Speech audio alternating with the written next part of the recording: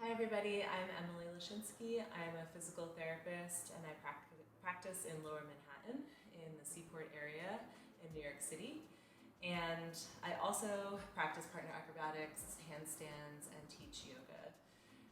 In my practice, I see a lot of circus artists and athletes, and I think one of the most important things to talk about in our area of athletics is wrist health and wrist conditioning.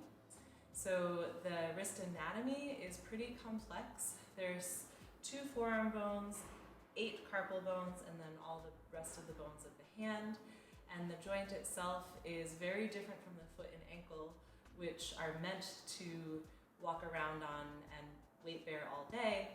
So we'll show some special ways to prepare your wrist in order to weight bear for things like handstands, a yoga practice, calisthenics that includes like plank and other weight-bearing activities, so that you can avoid wrist injury in your practice.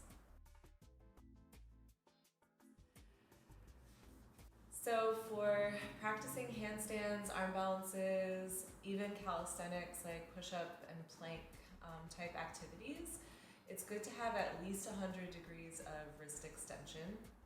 So just to go over our vocabulary, this is wrist flexion and this is wrist extension. So when you're weight bearing on your hands, you're in wrist extension. And for a lot of the activities that we do, we want to have 90 degrees would be stacked right over the wrist. We want to have a surplus, so probably about 100 degrees of pain-free wrist extension is best for doing these activities without risking injury. One of my favorite ways to kind of warm up the wrists is a self-mobilization. So I'm going to take the base of one hand and press it into the wrist crease of the other hand with the palm flat.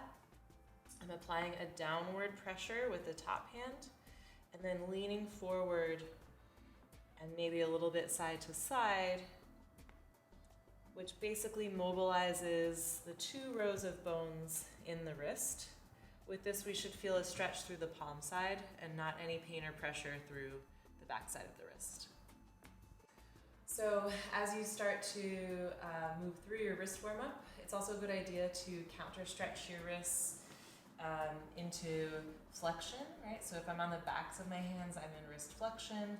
You might walk your hands a little bit side to side. It doesn't have to be a lot of weight because we're not really used to this kind of stress on the wrists.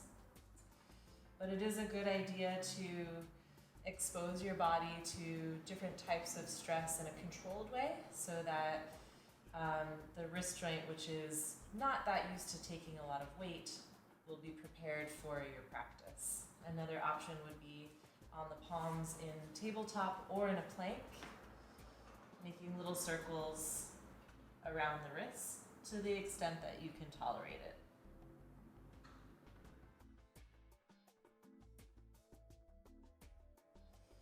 So after you mobilize your wrists in every direction, we would want to start to strengthen the wrists. One of the classic ways that we do wrist strengthening in hand balancing is wrist flexor push-ups. So I'm keeping the shoulders stacked over the hand and just pressing up through the first knuckle and controlling on the way down. So ideally not crashing back down to the mat, but nice and controlled in both directions. If you do 8 to 10 of these, you should start to feel your forearm muscles working pretty hard. And again, it's to warm up, not to exhaust. A couple of sets of 8 to 10 should be enough. So we're also going to want to strengthen the wrists in the other direction because it gives the wrist joint a lot of support when you're in weight bearing. Wrist extension strengthening is pretty tough. Most people don't have a lot of strength here, so you can just work actively, extend with a fist, and then extend your fingers, and then let them drop. Right? So extend first at the wrist, then the fingers. And same thing with this, after about 8 to 10 reps, you should feel your forearm muscles getting pretty tired. So let's say you've done your intensive handstand practice, or you've done a yoga class with a lot of arm balances, A nice way to take care of your wrists and forearms after practice is a little bit of self-massage. You can use your own forearm against the musculature that supports the wrist and just kind of glide back and forth a little bit. If you're really brave, you can use the pointy part of your elbow. That's always a little bit more intense. And I definitely recommend trying to get both sides of your forearm. You could certainly use something like a lacrosse ball as well here. Just spend 2 or 3 minutes at the end of your practice for a little bit of self-massage.